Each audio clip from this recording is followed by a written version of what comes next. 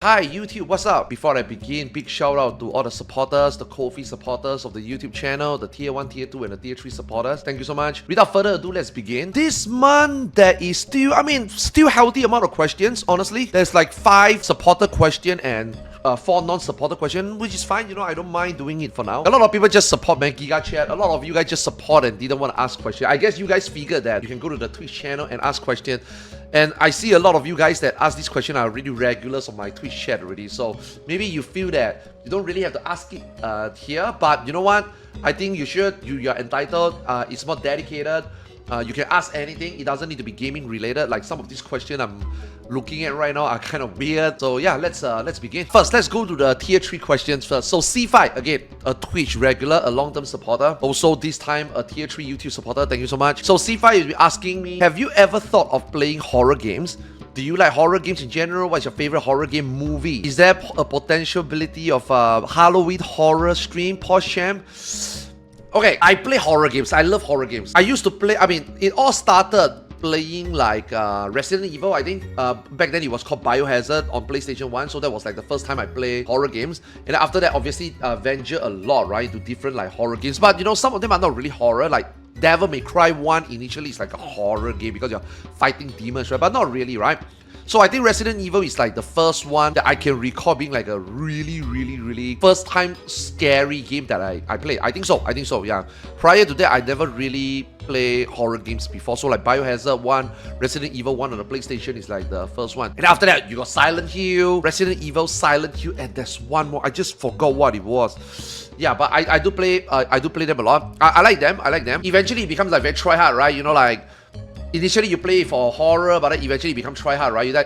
You start to do like speed run and stuff. So I like horror games, but not necessarily for like the horror part, but it's just like a genre to explore, like survival horror or helpless horror type of game. So I do enjoy it. Now, the one that I really like was Resident Evil 7. Resident Evil 7 on PlayStation 4 with VR. That was the one I played. I even played it on stream.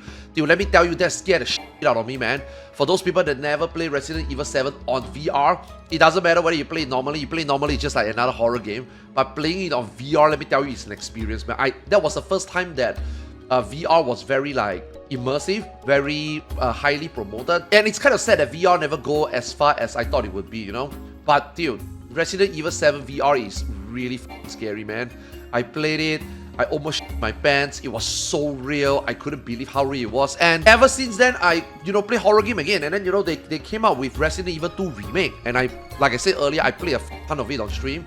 And then eventually it become like nostalgia and, become try hard. Start doing speed run, no save, Ash ranks and stuff, right? So in a way, I kind of like it, but not for like the reason that you think of, like, want to get scared or something. Because let me tell you, the one Resident Evil 7 VR playthrough, I don't think there's any other horror game that will ever be as scary as that. So in a way, it's like I played like the worst one already. So I don't think playing another one like on stream would be like scary. Now, after that, I play Resident Evil 8. Resident Evil 8 also got some scary part.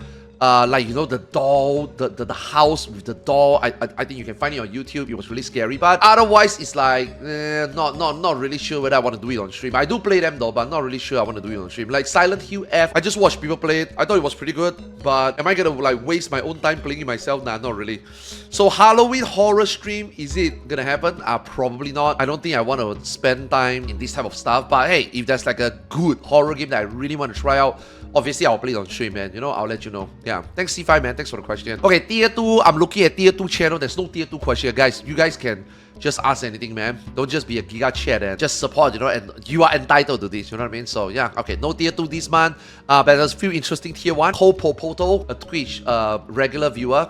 Thank you so much for the support. So his question is, when and how did Unc start liking cat girls? Okay, you see, the question doesn't need to be gaming related, right? It can be, as long as it's not manga or weird. I think this type of question is okay. I can answer it.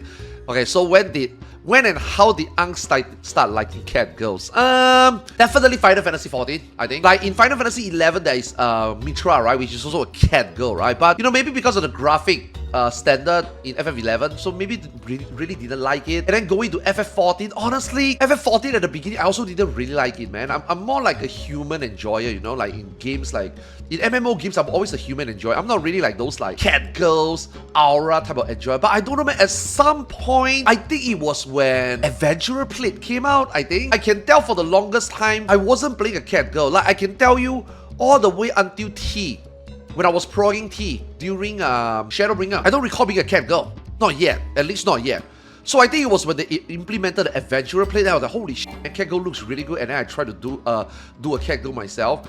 And it just goes from there, man. Really enjoyed it. And cat girls and aura is the one that honestly is keeping Final Fantasy XIV going, right? It just looks so cute, you know, so good. And yeah, I think it was when I started liking cat girls. Yeah. So that was, I think, yeah, simple question from ColdPopoto. And then Buffo, another Twitch regular, with a follow-up question. If cat girls or aliens were real, do you think the government would admit it or would they cover it up?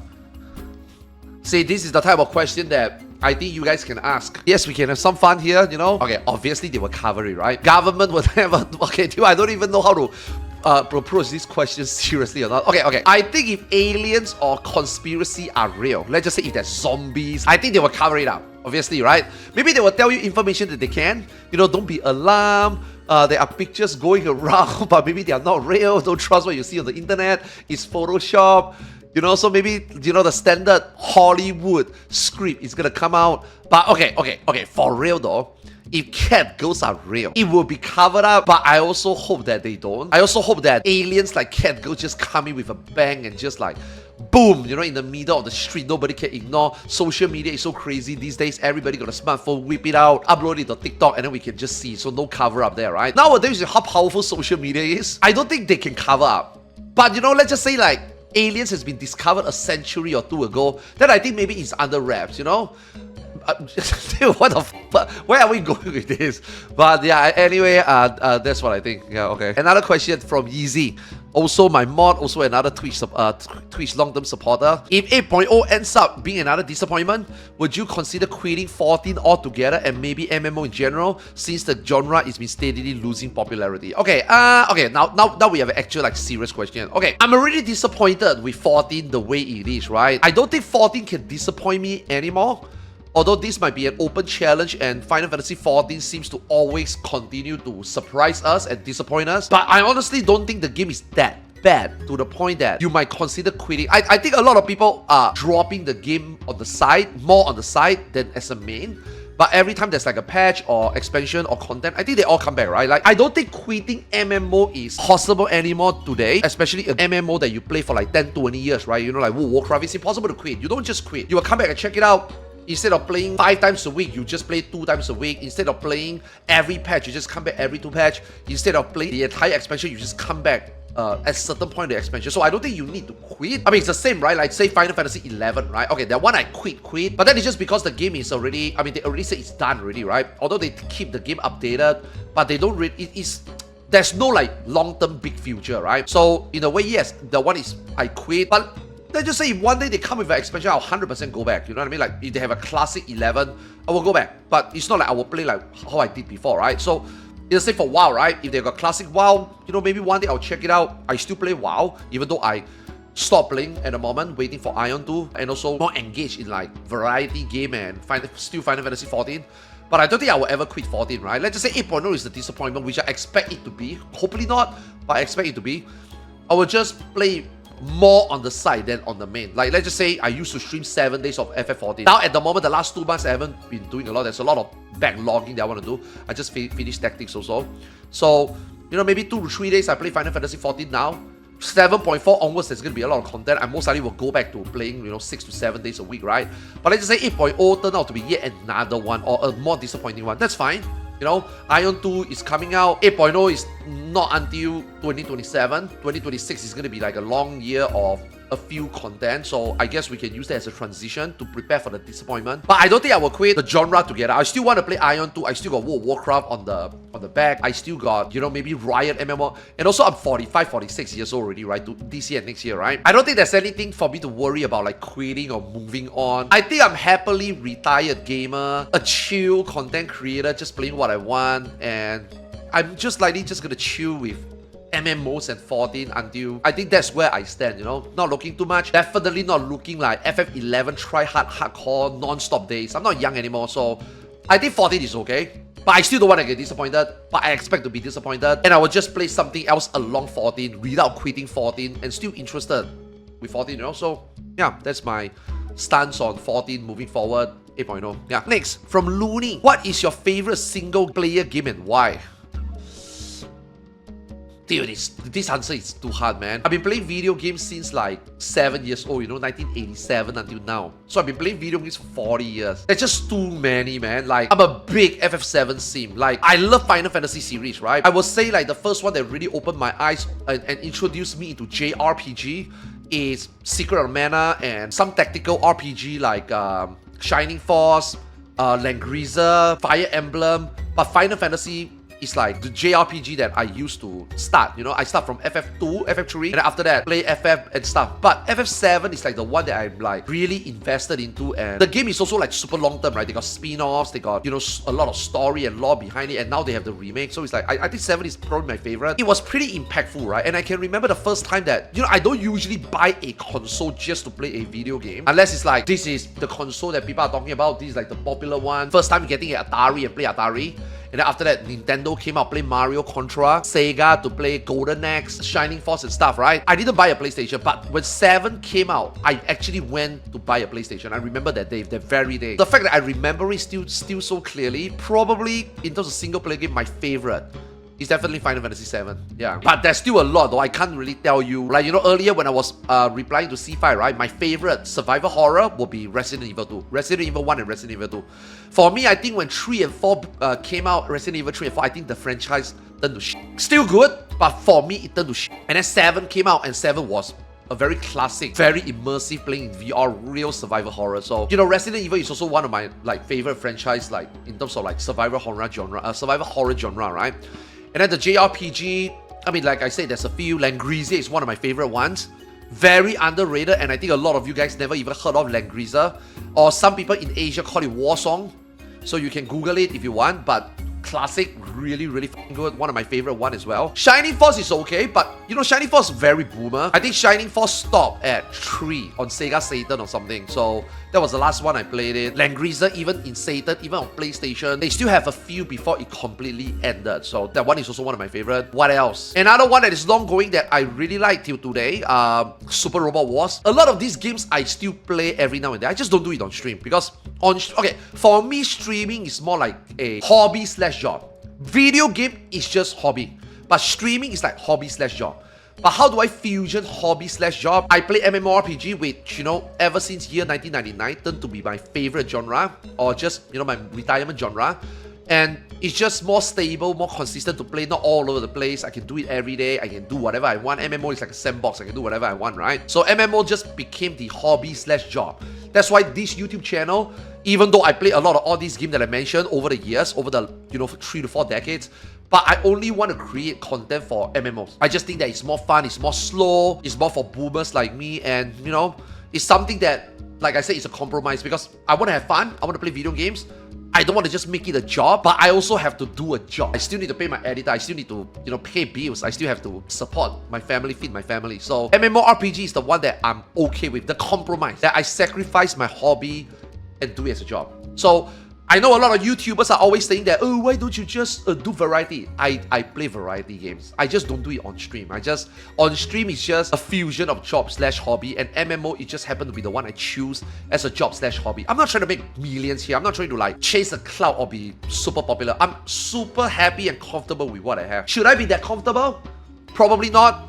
If I have to pay my editor, probably not. That's why we have to find ways like this Ko-fi support and the YouTube support channel to do this, right? But you know, I'm willing to do a compromise, and I'm very glad that my editor kind of understand that. I'm very glad that my viewer understand that. You know, it's just mainly for like the general public to understand why this channel is more so for gaming or MMO in general, just because I'm okay with this. But don't get it mistaken, I play a lot of video games. You know, I also just finished Tactics. I grind a lot of Tactics offline also, even though I finished the game.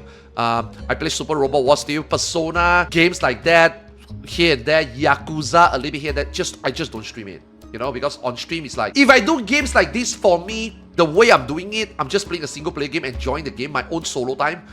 it wouldn't be entertaining, you know. I feel like MMORPG is where I'm most comfortable and most entertaining, you know. So, so hopefully a little bit extension to your single player question. But thanks so much. Those are all the supporter questions, the tier 1, tier 2, tier 3. So now, because again, this supporting program we just started for like 1 month. This is like the 2nd month. We are still hoping for more questions. We obviously have a lot of supporters, wouldn't mind more, obviously. Thank you. But like I said, a lot of people are just Twitch regular and they ask me every day here and there, DMs, privately, in my other Discord, so maybe they feel that they don't need, but I urge you guys to do it. Treat this as a one-to-one engagement, okay? Right now, we're still open to non-supporter question, and we have 4 non-supporter question here, right? I don't mean like non-supporter as if like, you hate the channel. No. Non-supporter as in like non-monetary supporter. Still a supporter, right? Still a lurker, still enjoy my videos, still subscribe to the YouTube channel, and you haven't done so, if you're watching this video, click the subscribe button, leave a comment below, like I appreciate it. Drop a video, a like, a subscribe, the whole shebang.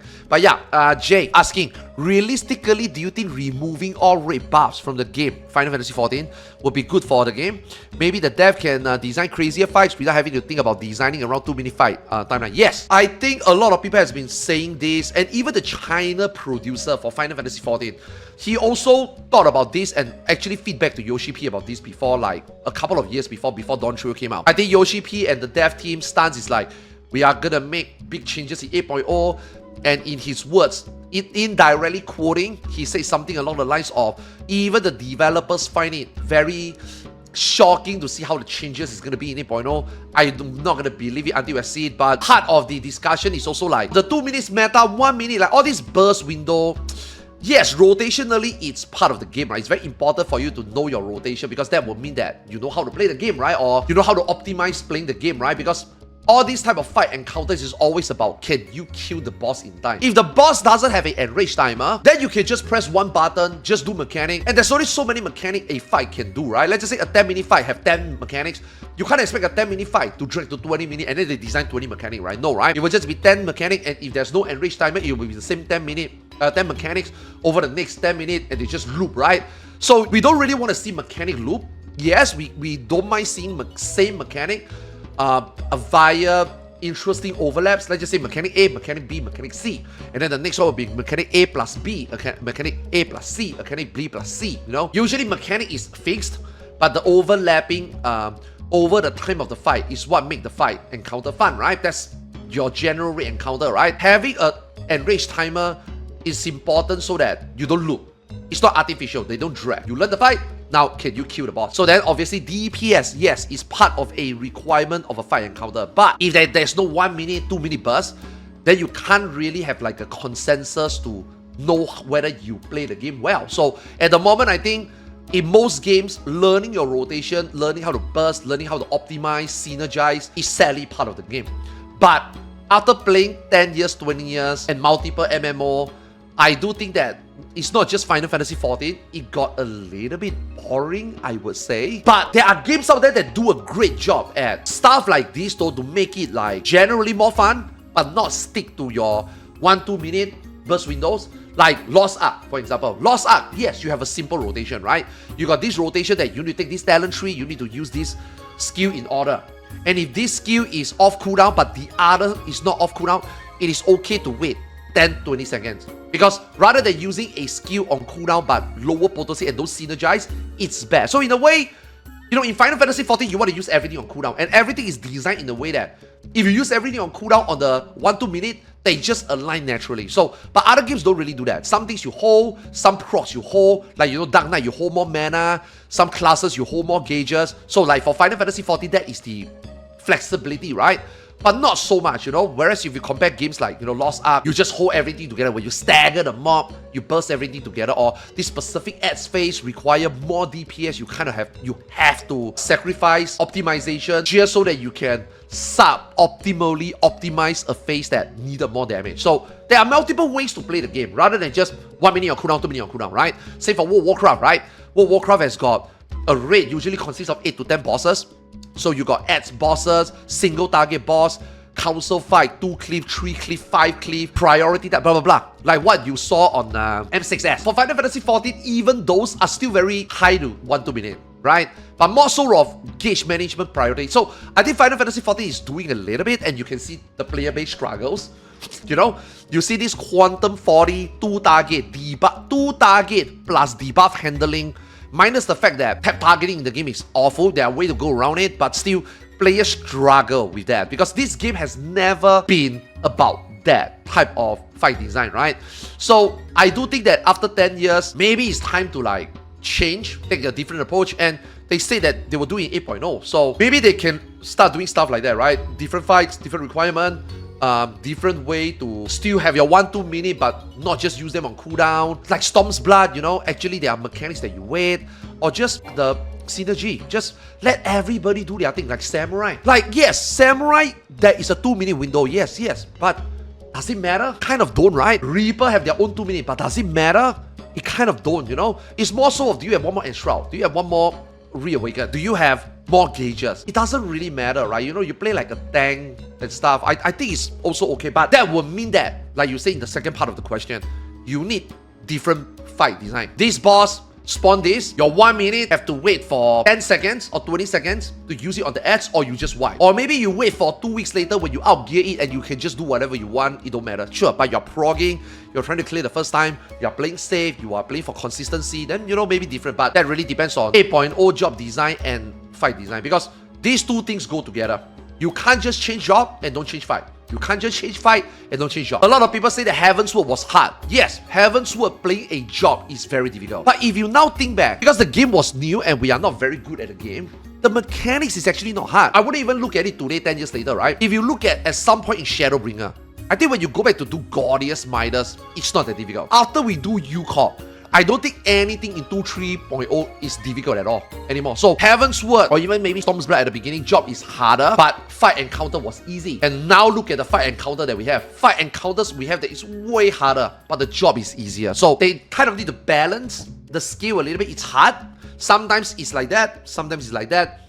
What we want is like this. But let's just say if they get like this, is it gonna be fun? I can tell you right now, right? If they make job harder, fight encounter cannot be harder. It needs to be balanced. So either way, I don't think there's a win-win situation here. It's more so like every different expansion, I think it's more important. Every different expansion, they try different thing. 2.0 to 3.0, they try different thing. 3 to 4.0, they try different thing. It's just that 5 to 6.0, 6 to 7.0, nothing changed. So it became very boring. There's nothing evolutionary or change in fight and job design in the last 2 expansions, which is 5 years. I think it's too long, right? So 8.0, we are already promised job change.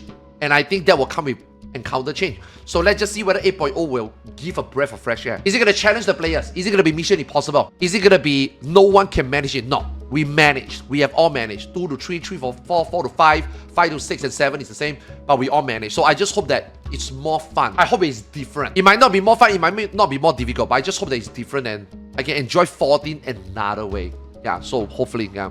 I know that's not fully what you're asking, but I just give you the whole thing. Yeah, here we go. Okay. Next question, Ra-X.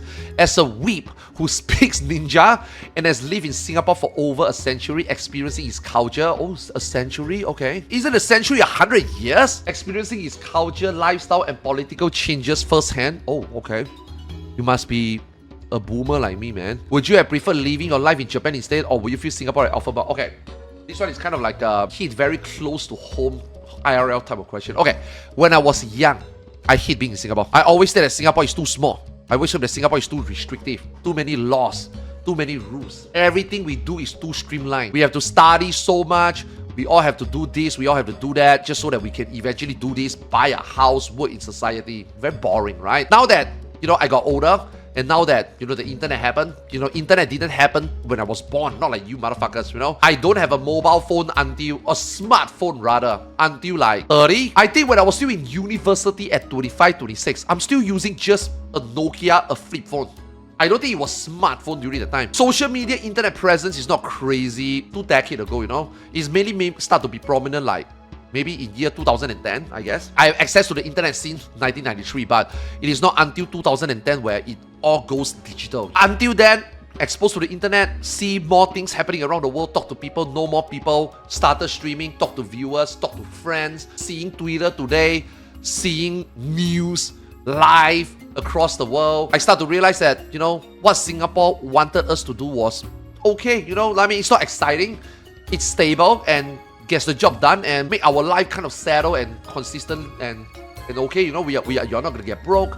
You might not be super rich, but you're not gonna get broke. You're gonna have a house. You're gonna have a family. You're gonna have a life. You know, other countries seems to be struggling a lot more, right, and stuff, right? But anyway, we are not here to talk about other countries. Let's just say Singapore. There was one point when I was young, before I even know my current wife, when I was still single, I thought about going to Japan to work. Yes, I was a weeb also. I love all the JRPG I played when I was young. I love watching anime, read manga.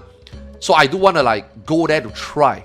But during that time, it was just not feasible. I was in the army, I was in school, I don't really have money to afford, like, make a living. I'm pretty sure if I told my dad would help me, but at the same time, I kind of don't want to leave my family behind. So I didn't do all this stuff back then, right? But now thinking back, if I went to do it, will things change? Maybe. But let's just say today and now settling down in Singapore, have a house, have this job, have a degree in computer science, but turn out to be a streamer and enjoying myself the last 12 years. Even though Singapore is still very closed door in terms of like content creation and stuff, but there's a lot of great content creators in Singapore today compared to 10, 20 years ago, you know.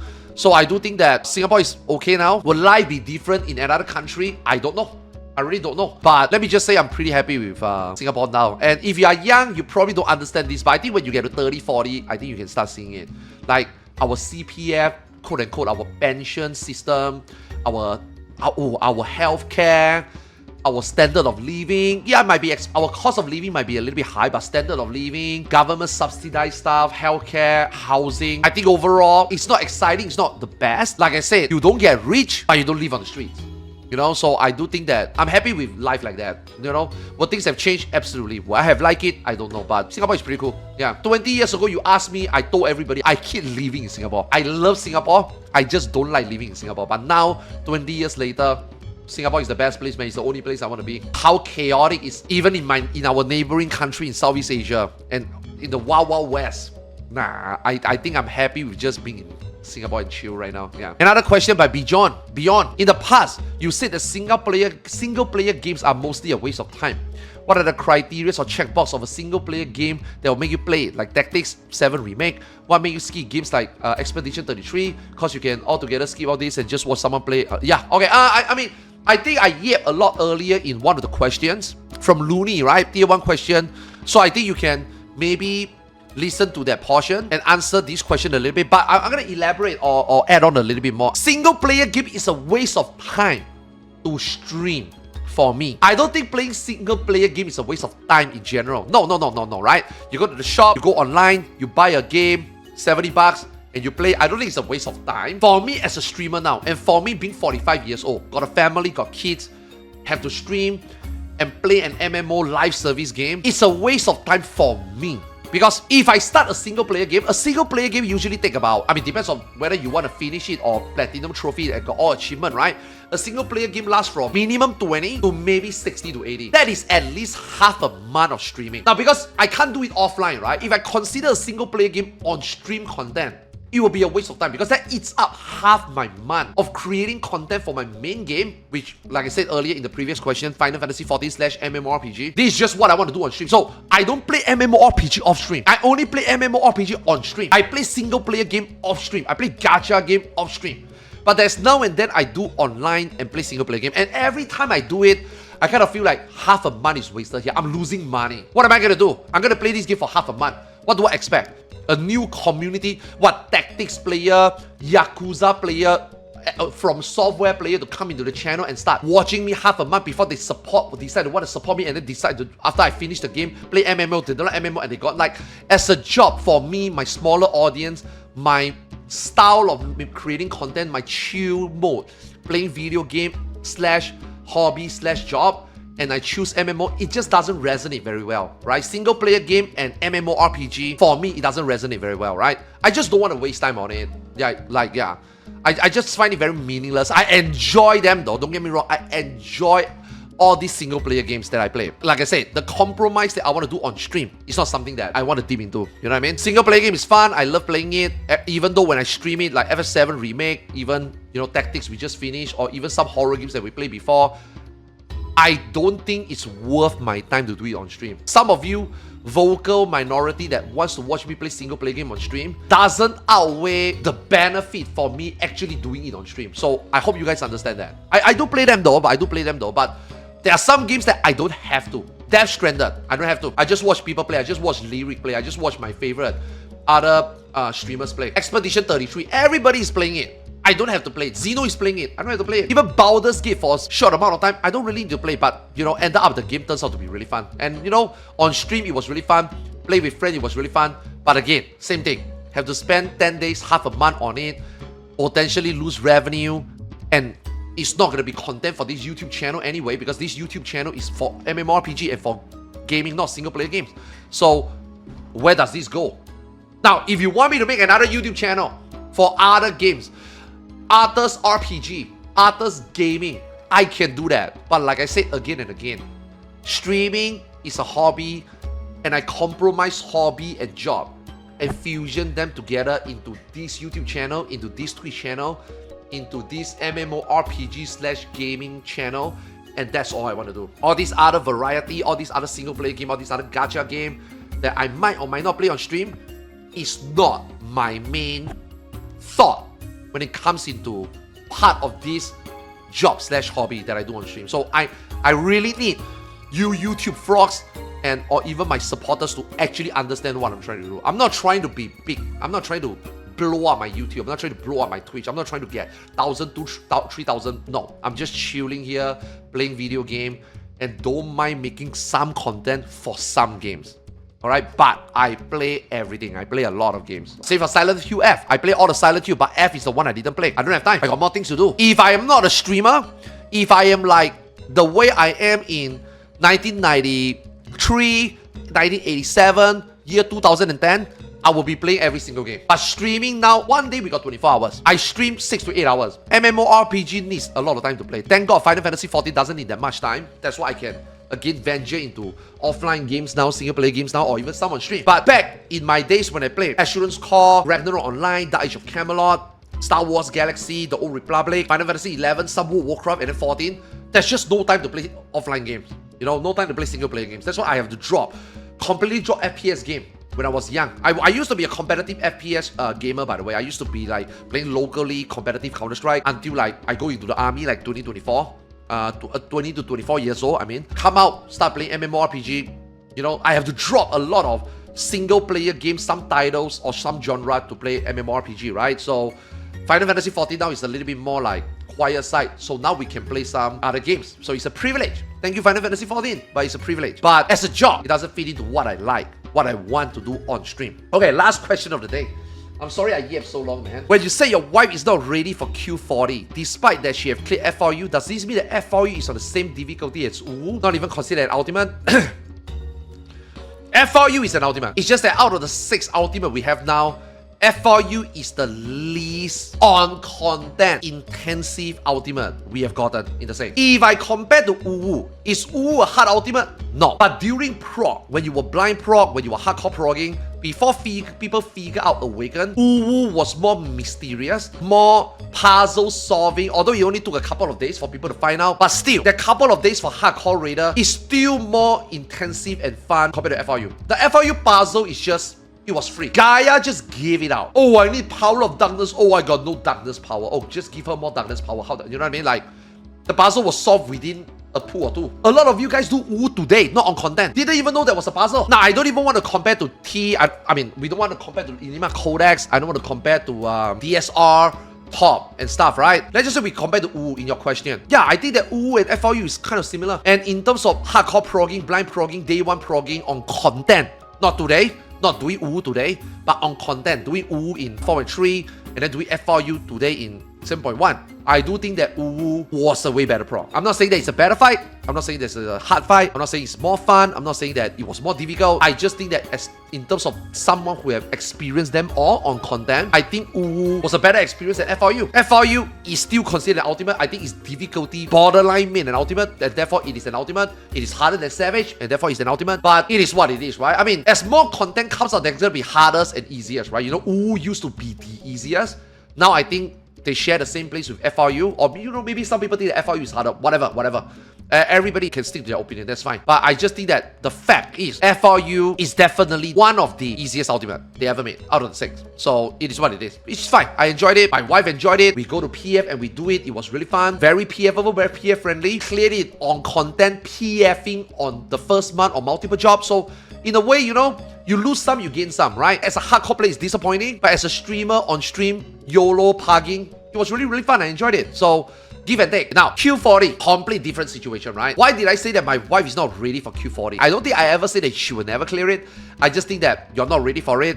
It's going to be very difficult for many reasons. One of the few reasons is my wife has never done 4-man hard content. My wife only play white mage. For this type of 4-man content, usually barrier healer is better. So in order for her to want to be ready to clear, I think she will have to play either sage or play scholar. Or maybe just become super crazy good at white mage, which is still going to be a handicap. Still going to be difficult, right? It is what it is. It's just white mage, right? Shitty job design, bad job design, I don't know. Job identity, I don't know. But her play style, her skill, solo healing, 4-man content, white mage, I think she's not ready for it. But if she just start playing like barrier healer, and maybe she starts spending more time, because she's enjoying a lot of part of the game. She's also trying to do DSR. She's still helping friend with FRU. She's still doing maps, trying to get her yen mount, even though, you know, her friend bought it for her.